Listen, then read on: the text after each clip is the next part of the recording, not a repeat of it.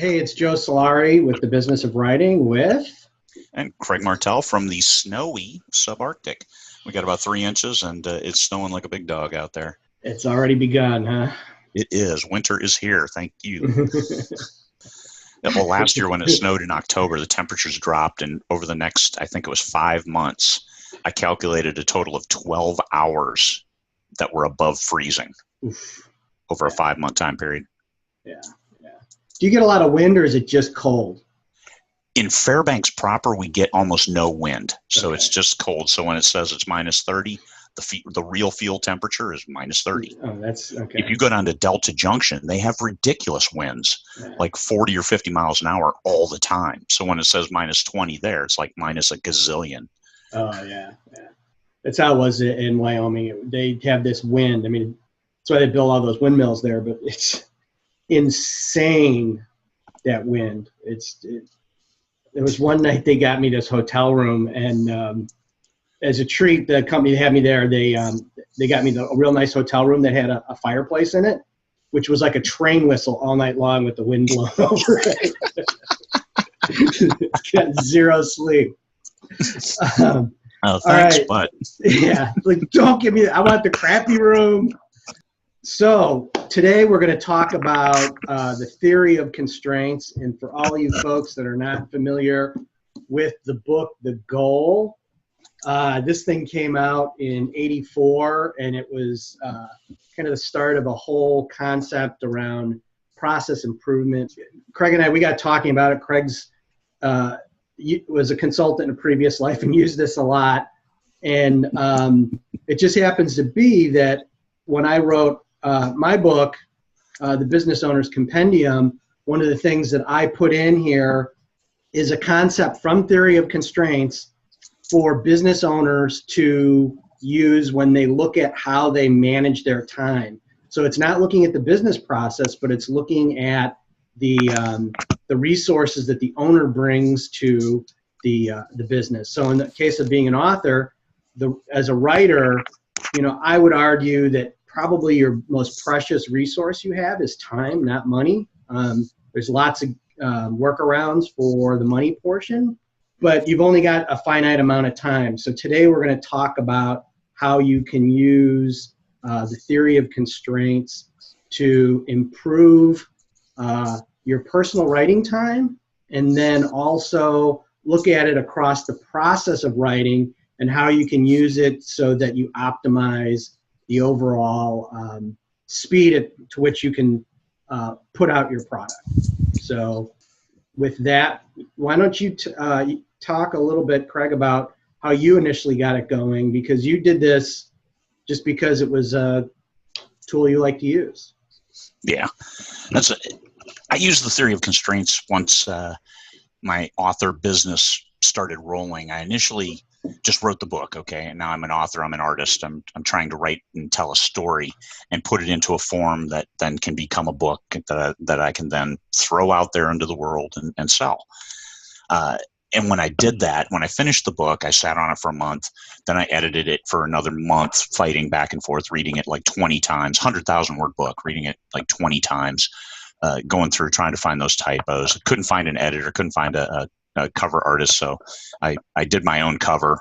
It was self-edited, so it wasn't optimal, and I was willing to pay. It's just I didn't have the contacts at that time. And then once I decided that I needed a real cover, then finding a cover artist. So I already had a book written, and then starting the search for a cover at that time that's a constraint. Now it's the pipeline for revenue is impacted because I can't publish this book until I have the cover, and I'm waiting on the artist for the cover. And the same thing, I contracted for my covers for my free trader series, and I had to wait. And then editing, sent it to my editor, and I was at that point in time, it was a 1 to 2 month pipe to get it back, which I was fine with because I was leapfrogging the titles. But then as I was writing, I wanted to write the series right after the other, and I didn't want to have 3 or 4 books done in the series and still not have published that first one. So theory of constraints, I looked at it and said, man, I'm going to have to invest the cash, and I'm going to bulk order a bunch of covers. So now I had to get my head wrapped around what are these books going to be about. And now I'm a pantser. I write the first chapter, write the last chapter, and then I write all the stuff in between. I usually don't use outlines except what I have in my head, but I had to write down enough, like a paragraph about each book, so I could order the covers. So started getting ahead of that. Editors, I sent my editor a 6-month schedule. Here, I'm going to have this book ready on this date. It's going to be this many words. I'm going to have this book ready on this date. It's going to be this many words. And for the next year, I actually hit all those dates with those books and those word counts. So I had her, and then it went from 1 to 2 months to 1 week to 2 weeks to get it back from editing. So it really didn't hold up the process. And then I looked at what are the other things. Oh, geez, now I'm not marketing. Well, how do I work that marketing piece in? And something you can do is you can take a whiteboard. You can see I have a whiteboard here. Or piece of butcher block paper, or even a piece of normal paper, and sketch out your process as you're doing it. Keep track of what you do. If you write for 2 or 3 hours a day, and that's people who sit at their keyboard for 12 hours, it's really, really difficult to write for all 12 hours. You're probably getting 15 to 30 minutes of writing time an hour, of valuable, constant, just jamming out the story in the zone. That's basketball players. You hit 5 3-pointers in a row. You're in the zone. The basket looks this huge, and you're shooting just a little BB at it. It's the zone. And as a writer, if you can hit that, you jam the words and then move on. So you're going to see how much time you spend writing. Now, what do you do with that the other time? The people who are best at time management are those who have full-time jobs. They have this 2-hour block of time after the kids go to bed where I'm going to write now. So they're much, much better about making the most of that time.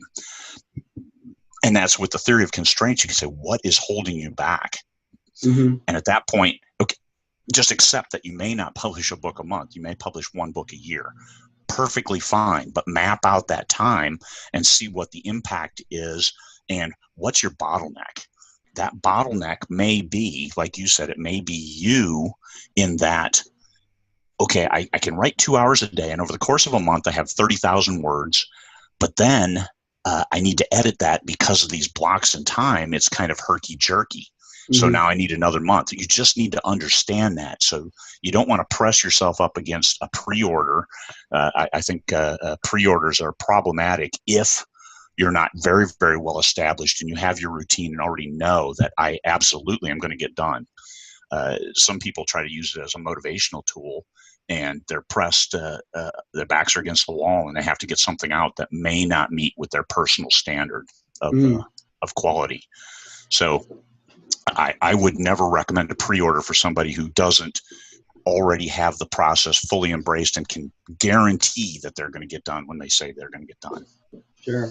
So so the one of the big things you hit there was you have to understand what your bottleneck is, right? And for most writers, they are the bottleneck, right? And what they're trying to optimize, the thing that you want to subordinate everything to is writing time. I think that whether you're a beginning writer or in your case, somebody that's built up a system and really matured their business, the thing you're always still trying to maximize is your writing time, right?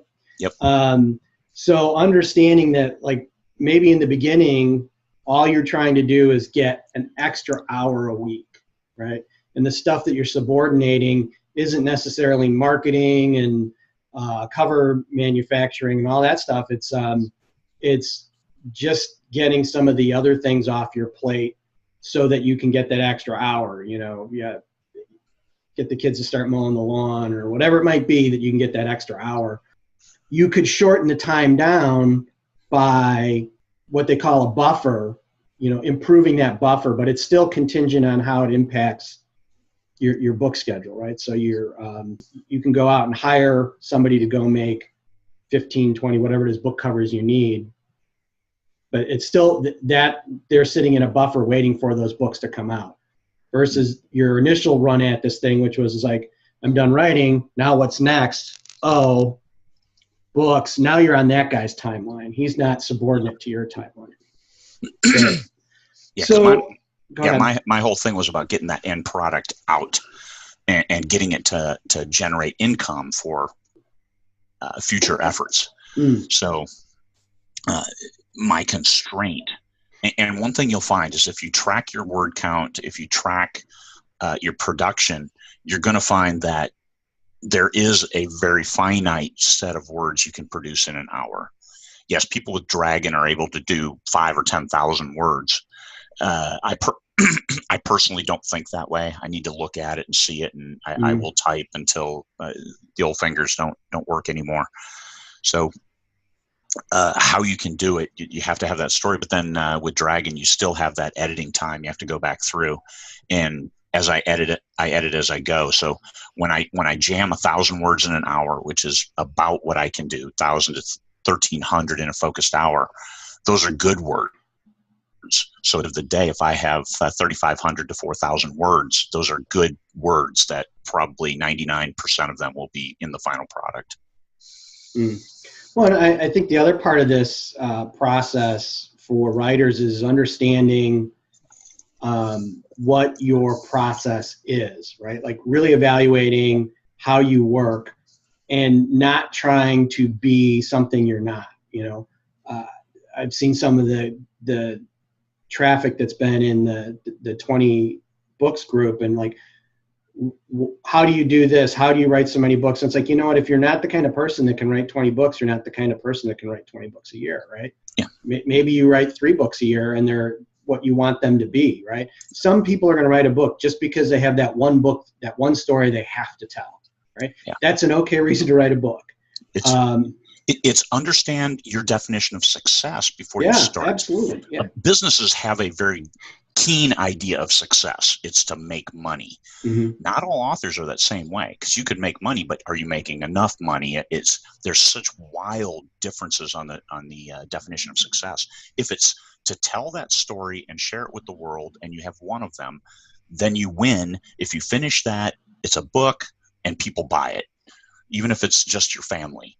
I know a number of people who do that. They put it out on Amazon just because it doesn't cost you anything, Mm-hmm. but your family can jump on there and buy it, and you're a professional author. You wrote a story. That's great. I have an aunt and uncle. They're quite old. And she's been a writer for years. She's written all kinds of stories. They wrote this children's book where he did all the illustrations. It's called Jesus and Brownie. It's about this dog that follows Jesus around. And they tried to get it published, and it never went off, right? So as a Christmas gift, I went and put it up for him. Yeah. And it was one of there was tears in the whole deal. It was awesome, right? And, at this point, I think we were looking at the other night, I think they've sold about $160 worth of books, right? That's cool. It's really cool, right? But like the biggest thing is like they've got a copy of their book with his illustrations in it in their house, and their friends have it. That's good enough, right? Yeah, that's right. That's success. That's Define success. And there you go. And if it, turns into a #1 seller at Easter, because it always kind of picks up around then because it's the, Passion of the Christ story, awesome. But, it's a niche. It's not, children's religious books are not going to crack romance numbers, Yeah, right? That's right. That's right. But I think that's important to understand too when you're looking at your process is like, if you really are dead set on writing books that appeal to a specific audience, just understand those numbers and what success looks like, right? It probably isn't going to be what it is in a highly read market, right? And I've used my wife's example a few times. Is she's a high performer in this fashion category, but it's a small niche. Yeah. Well, I'm shooting I am shooting for a story in Amish cyberpunk. The forbidden fruit. So I'm thinking that's probably you're just gonna have like a wood planer on the cover with iPod. Yeah. with a USB port. Yeah, that's right. That's right. There you go, man. Yeah. Yeah, look at that. Look for that. Yeah. So I think the other thing maybe you could talk a little bit is there's another concept within theory of constraints, which is elevation, which is the idea of how you can go back and look at the constraint or the bottleneck and make incremental improvements to it, so that since it's what's kind of holding the whole process up, if you make those incremental improvements, you improve the whole process. So there's really two ways to impact the process. One is elevating bottleneck, and then the other one is how you subordinate and buffer around the bottleneck. So maybe from your experience, how now that you've been doing this for almost 2 years, how you've kind of identified those places where you can kind of elevate your bottlenecks. I work 70 to 80 hours a week, every week, 12, 14 hours a day, every day.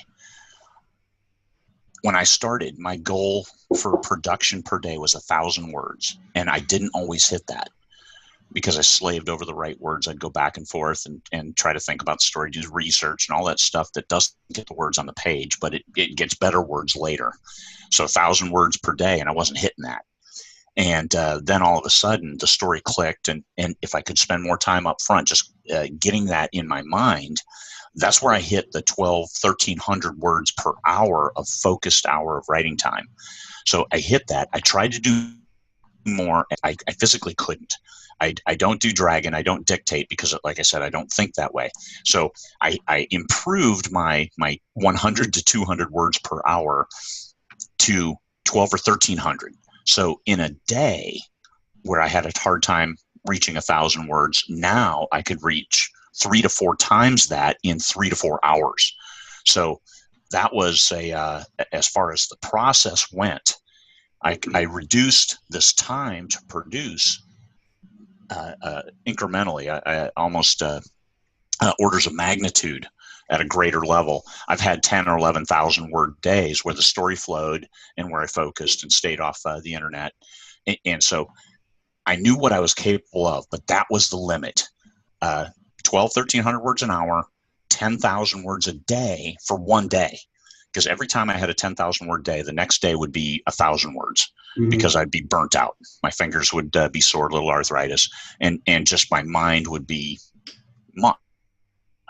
You don't want to do that. I found that the sweet spot, I wrote a 108,000 word book in 17 days because I hit the sweet spot, 7,000 words a day, every single day. It was exactly what I knew. I didn't have to research. So now I have the left and right lateral limits of my production. 1,000 words now is just a really bad day. I can still get 1,000 words, a really bad day. And initially that was my goal. And a good day is 10,000, but the average day is roughly 3,500. The conference, the 20 books to conference is sucking all of my time out. So so I can only work for 3 or 4 hours where I can write. But generally, without that, I'd be at 5,000 or 6,000 words a day. And you say 30 days in a month, that's 150,000 words. I'm only shooting for 100,000 words in a month. So it all works. I know those numbers. So that's that buffer. Order the covers ahead of time because I have now your single most valuable product is your story. So I now have, here's what it takes to produce this story within plus or minus a few days. So generally I target 21 days during the month to write the story.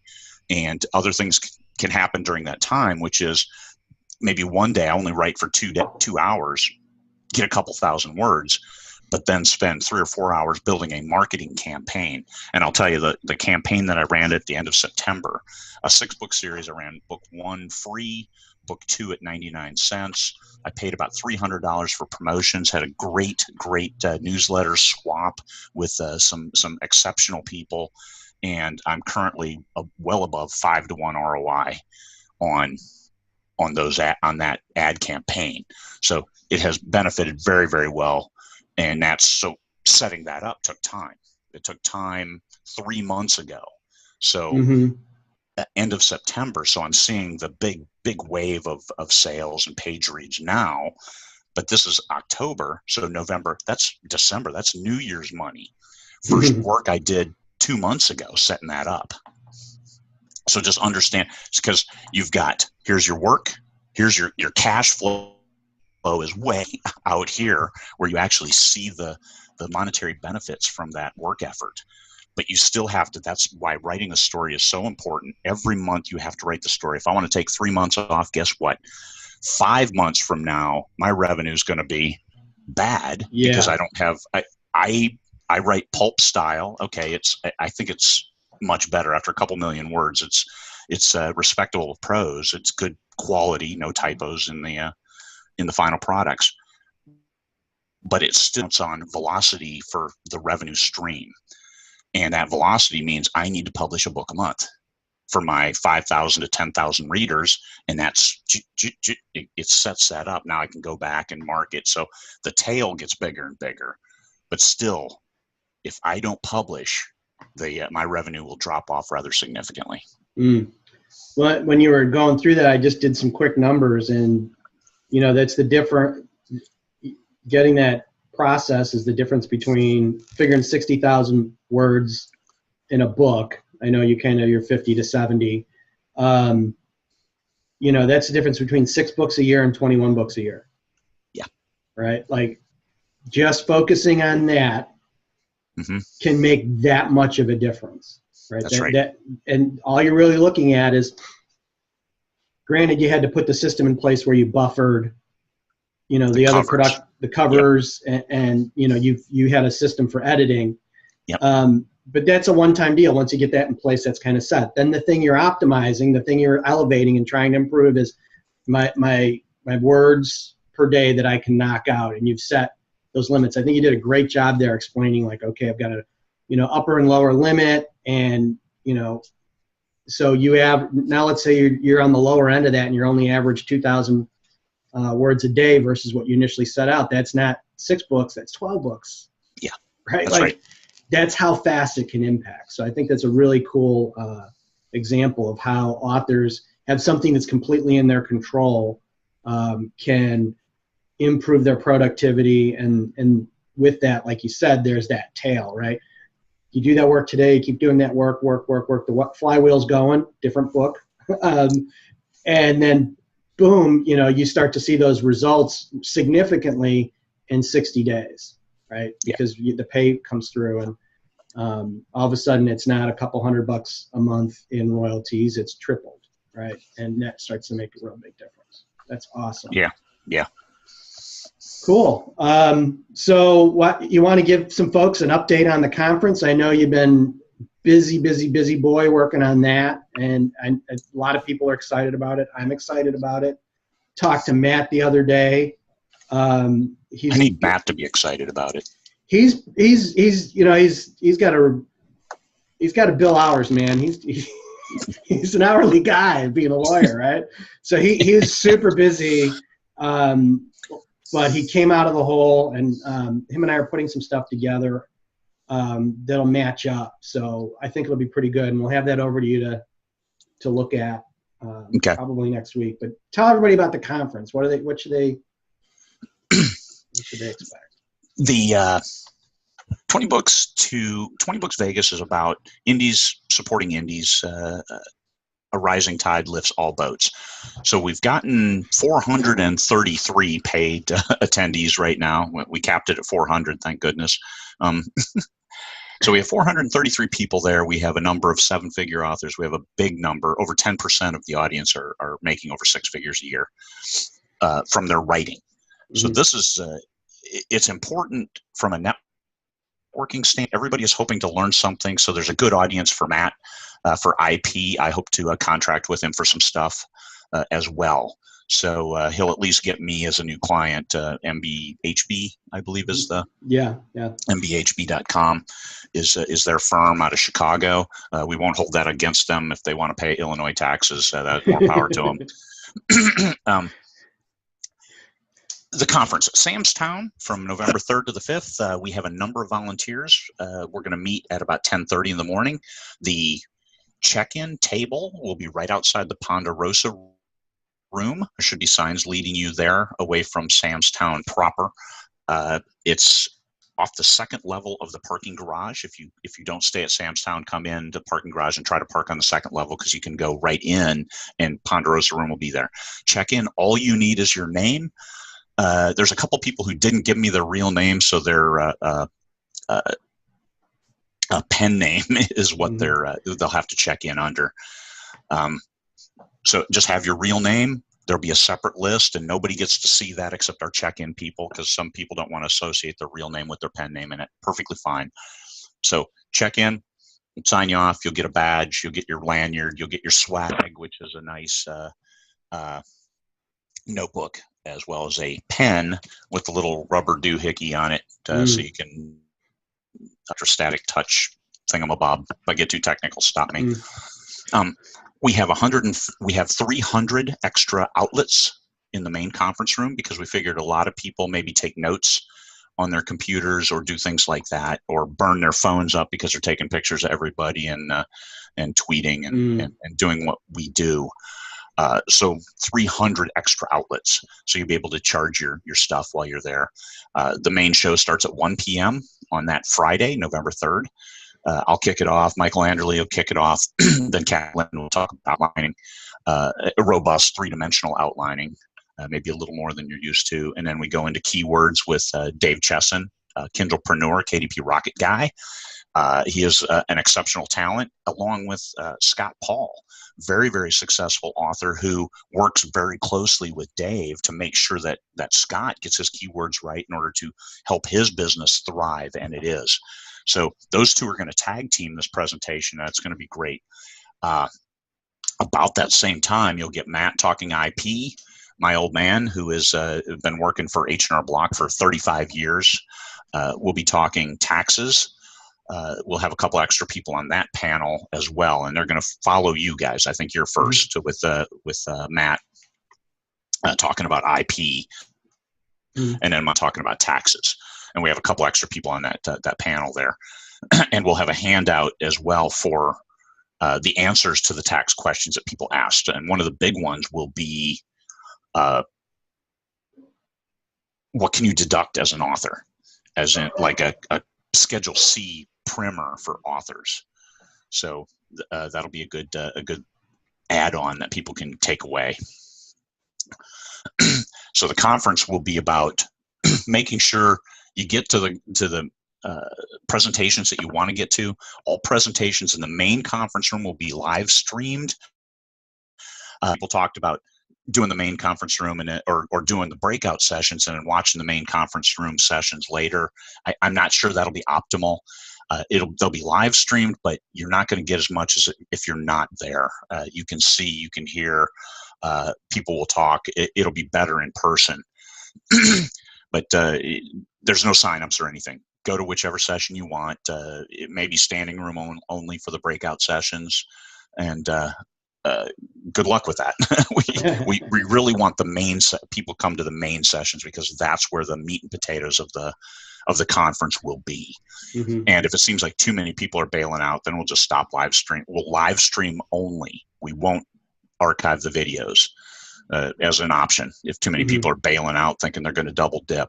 And I want people to get something out of this conference. I'm not trying to constrain anybody or bottleneck them on the information, but we're going to have space constraints. That breakout room's only going to be good for 50 to 75 people. Okay. And we have over 400 and in the main room we've got room for 650 in that main room. So having 430 people will have plenty of space. You're going to have a table. You're going to have outlets.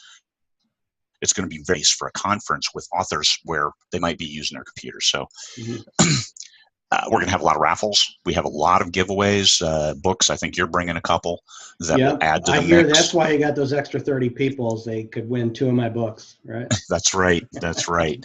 We've got Mark Dawson, very generous, gave away 2 full SPF 101, their self-publishing formula 101 packages. Neil Stevenson and Jonas Cease have donated a single year advanced membership for their story shop program that they've put together.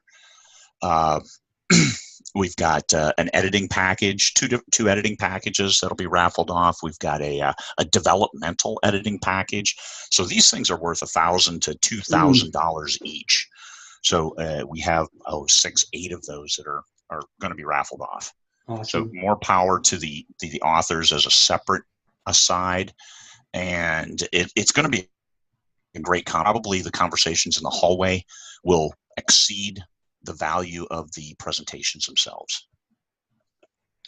Yeah, I'm excited to meet a lot of folks that I've talked to on the phone or over Facebook, and to be able to just get together and hang out for a little bit and have a coffee and see how, the things that can come out of those, whether it's a collaboration or just somebody to bounce ideas off with, is really awesome. Yeah, that's right. That's right. Well, and talking about coffee, I just want to, for those people who need to eat for their sugar levels or whatever in their body, like me, I start shaking if I go too long without eating. We'll have donuts, bagels, cream cheese, fruit in the mornings on Saturday morning and Sunday morning. Friday afternoon, Saturday afternoon, we'll have cookies. We'll have some more fruit. We have water, coffee, tea available throughout the whole thing. We want to make the environment as comfortable as possible for people so it can be the best learning environment. We kept the sessions to 45 minutes, and I encourage the guest speakers to really keep their talk to about 30, because when you're sitting in class, you remember the first 10 minutes and the last 10 minutes. Mm-hmm. So if we can keep that close to 30 minutes, then you're getting most of it. And this is Vegas too. Friday, everybody will be rocking. Saturday, everybody will be hungover.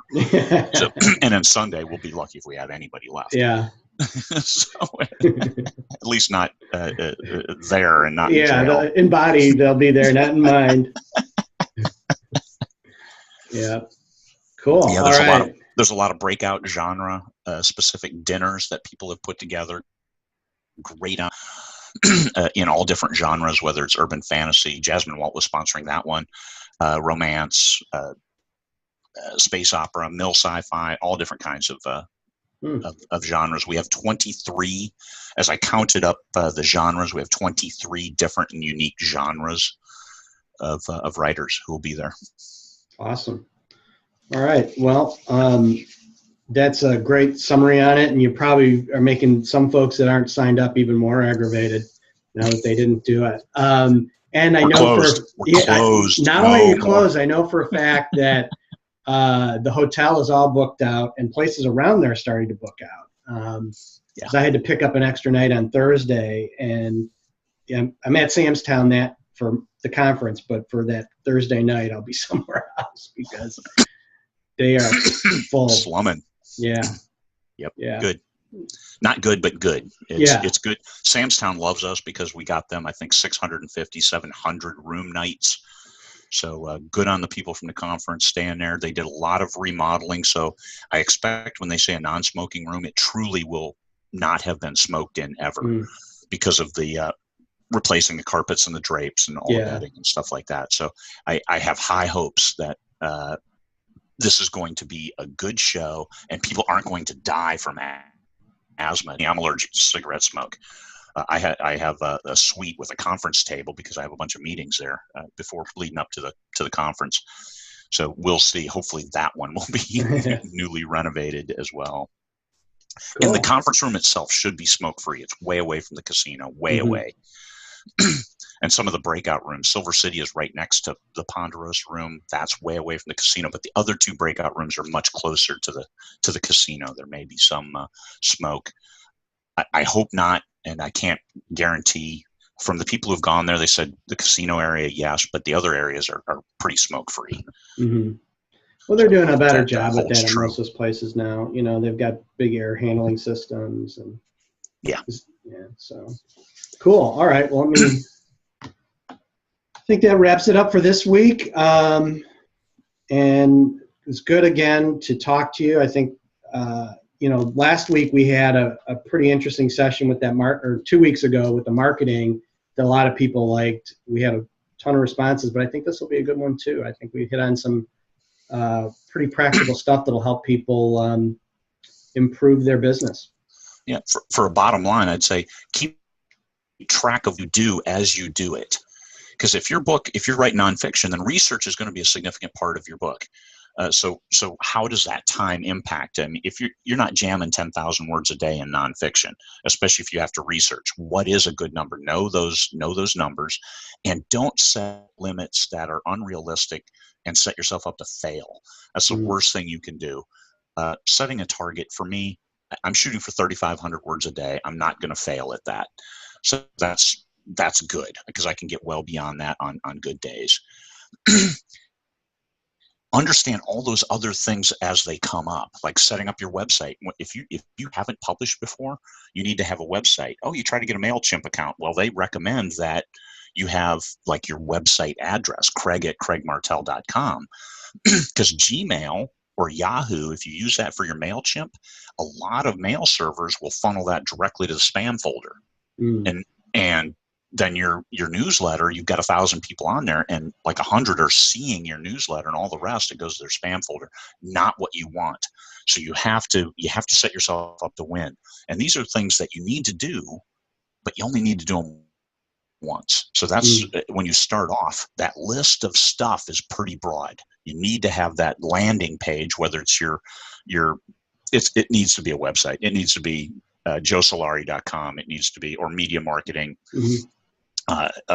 It needs to be your home, your Amazon author page. Well, you have to publish something before you can set that up. So that's something that it comes later. However, you need to do that right. And you can do an RSS feed from your blog. So, your website, now you need to have a blog, so you can do an RSS feed. So Amazon will get your updates as, hey, this is me, Subarctic, it's snowing, here's a picture. Those are kind of neat, and people can get that off your Amazon page, and that is where people can buy your book. So Amazon page makes a good landing page, but it still helps to have your web, your own website. Other things you need to do is establish relationships. In the business, we call it CRM, the contact relationship management. Most people have CRMs. They have spreadsheets of, hey, I talked with this guy on this thing. We talked about this. There's programs, there's consultants that live for CRM. As an author, you need to do that. Who writes in your genre? Have you ever talked with them? Have you sent them a note saying, hey, hi, I write in your genre. I love your stuff. Simple like that. Developing those relationships for some time down the road, when you may ask for a newsletter swap, or you may jump past them with your revenue. And then you've got them asking you, hey, what's your secret to success? And you're like, holy cow, I was looking up to you. I modeled myself after you.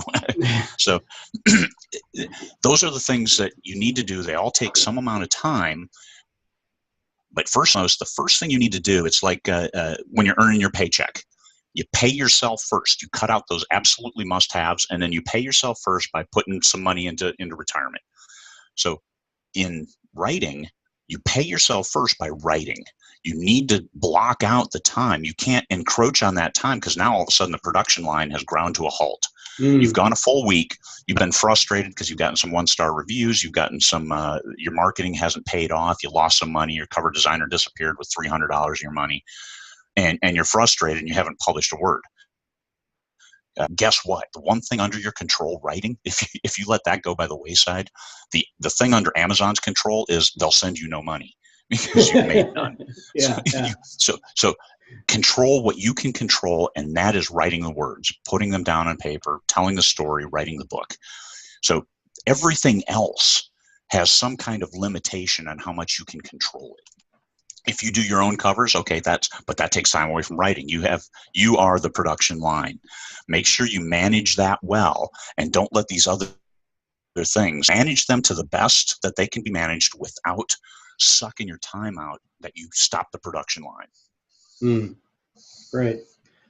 All right, Craig. Well, another week under our belt, and another week closer to the conference. Indeed. We're really close. What is it? Let me chase you away here for a second and check my spreadsheet. Hey, where are you? Yeah, it's the 10th, so we're less than a month away. So 24 days, maybe? Something like that. Yeah, I got a conference in Minnesota I'm going to next week, and And then next one after that is 20 books. So 25 days from, looks like 24 days from now. Cool. All right. See you all in Vegas. See you there. And what goes in Vegas, you bring home, you shout it to the world. We're not staying in Vegas. This is about taking it home and using it. Yeah, when you were talking, I was thinking about you see some of these relationships people develop, and you're like, oh, well, he did well because he's friends with that other famous guy, and that's why they're both famous. It's like usually when you hear those stories, they became friends when they both were like nobodies, right? And it was that work over years and years and years together and collaborating and helping each other out that they pulled each other up out of the mess. Like famous comedians, you always hear about that. Like, it's like, how are these guys all so funny? And so it's like, because they were out there telling bad jokes together for years, right? At crappy clubs.